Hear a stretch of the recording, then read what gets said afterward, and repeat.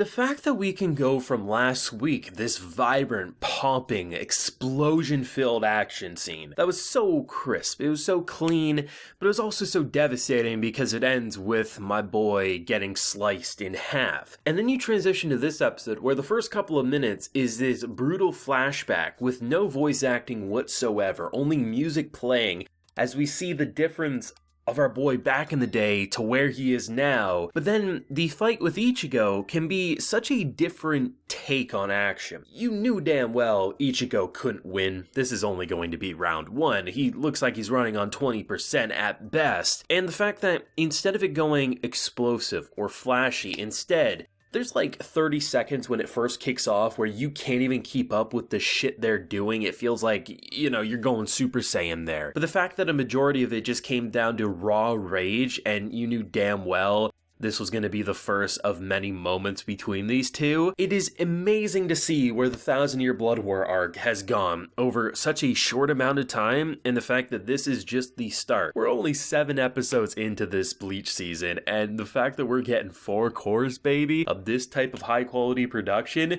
Bleach fans be eating good is all I can say. Now, there's a full live reaction available on my Patreon if you're interested, but let's talk about this one, because even though I think it was obvious after last week Yamamoto wasn't going to make it, there's always that part of you, right, that hopes that maybe they made it over dramatic for visual effect just to tie you over to the next week, right? I mean, not to say like we need any reasons to want to watch the next episode, but it's typical anime directing. But when you kick into the episode and pretty much right away, instead of it being like almost a silhouette where you see it slide, you see the full thing, and the fact that even in almost like death, he grabs onto the ankle of them as he's walking away. The thing that I both love and hate about this death, and I say a love-hate relationship with it because if they didn't do it, it wouldn't be nearly as good. But the reason I hate it is because it hurts to see Yamamoto like that, even in death. The disrespect that he gave him is completely perfect for what needs to happen. We understand the history between these two. We understand the hatred between these two.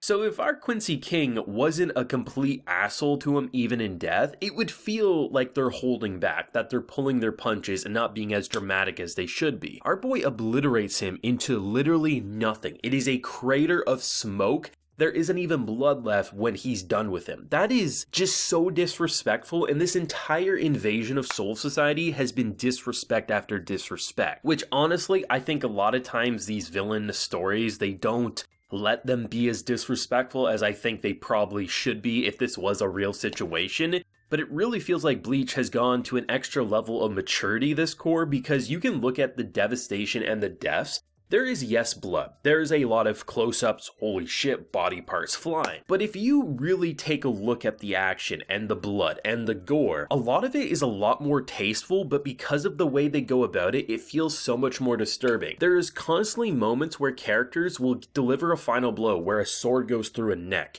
or a head gets cut off in a way that doesn't feel over dramatic or like they're trying to amplify to be like, ooh, isn't this the goriest thing? Instead, you're watching trained killers go from person to person, and the way they deliver those final blows, it's watching a massacre. It doesn't feel like that's an overreaction. It feels like watching a one-sided massacre at so many different points, and honestly, I'm so impressed by the style they're going with. Like, the first portion of the episode before the opening play, it's 2 minutes of a flashback, and from what I heard, a lot of that is anime original that is once again fleshing out things that you didn't get to read in the manga. I could be slightly wrong with that, I'm just going off of a few opinions I saw before getting up here to record, but I like the fact that literally there is just this interesting almost black and white style, so when the blood's there, it's obviously a lot more noticeable because of the way they're filtering it, but just the slight use of color and the fact that instead of having voice acting, you get all the emotion from them, from facial to body reactions as this riff is playing. It's just so amazing to see how the emotion is being poured out from these characters, and we go from Yamamoto Iron Manning his way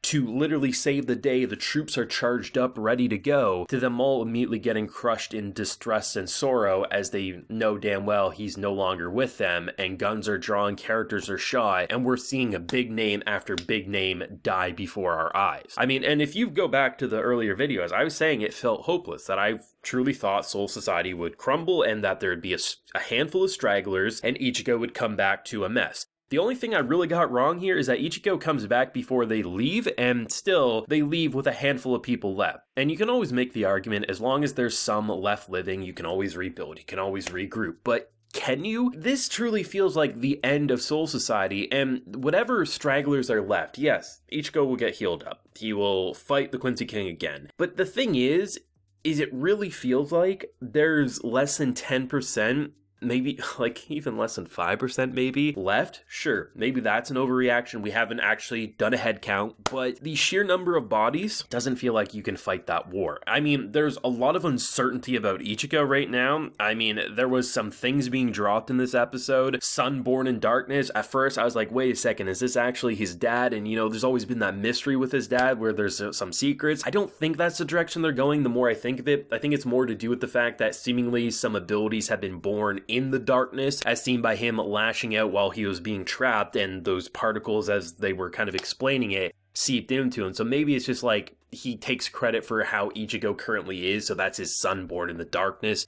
as he was kept away from all the blood that was happening over the past few weeks. That could be the direction they're going. But there's a lot of uncertainty about Ichigo. I mean, we started the season with him being the one person not being able to be, or have their Bankai stolen and sealed away, right? But now we're at a point where even if he was at 100%, would that be enough to take care of this man? We don't know, because the fight that was blowing us away last week was against a fake, and the real one came in with full strength and could easily continue. Now, yes, he had to ultimately retreat because Aizen being Aizen, I love how even chained up he can still make for a headache for any character. But the fact that their time ran out, so they had to retreat anyway. But it still feels hopeless, but Ichigo's the key. He's always the key. But the difference between a lot of shonen protagonists, like Ichigo, is that his power-ups don't feel like aspals, and it doesn't feel like his motivation to get stronger is, it's super manga or it's super anime-like. Ichigo's entire desire to get strong is to protect. That is his core identity, that he wants to get stronger to protect those that he cares about. And that's a very human desire given the predicaments he gets roped into. And I think that makes him such a relatable and rootable character, is that you want to see him succeed because he's not trying to be anything extraordinary other than someone who can protect his loved ones. And when it comes to his power-ups, he's had just as many as a lot of shows in a similar coat of paint have had. The difference is when they explain how he gets them or when he gets them, it never feels like they're pulling something from thin air, like they're explaining it in in-universe terms that make sense, but it also doesn't happen so frequently that it makes him feel OP.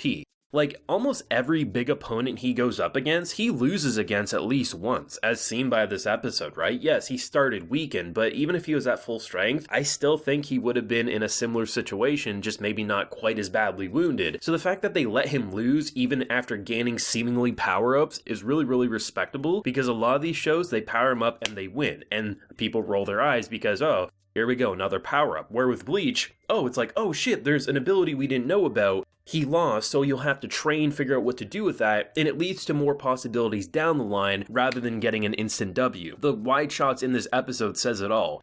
Everything is burned. There's bodies as far as the eye can see, and our key player has to wait as he recovers. Like, where do you go from here? Who leads it going forward? I don't know. And I remember early into this war, I was saying, like, I feel like Soul Society's doomed. And I had some people saying I was overreacting. Like, there's no way they won't get crushed. It may look bad for a little bit, but it's not going to be, as bad as you're hyping up. And no, it was as bad as I was hyping up. And I think a blind man could see it coming because this shit is devastating, but it leads to such great character arcs and story arcs in general. Truthfully, I can tell that there is going to be some calm before the storm episodes coming up, but just to see where everyone is going to be at, the mystery of Ichigo and the comments made in this episode, mind is racing for sure, but I'll leave it off there for now. Thoughts and feelings down below. What did you think of round 1 here, and where do you hope to see it go in the future? Do let me know. As I mentioned, you can also support the Patreon. We do got that full live reaction to today's episode available, and there's also other fun perks like video shoutouts you can get as well, so do consider that if you so wish. So until next time, everyone, please take care and have a good one.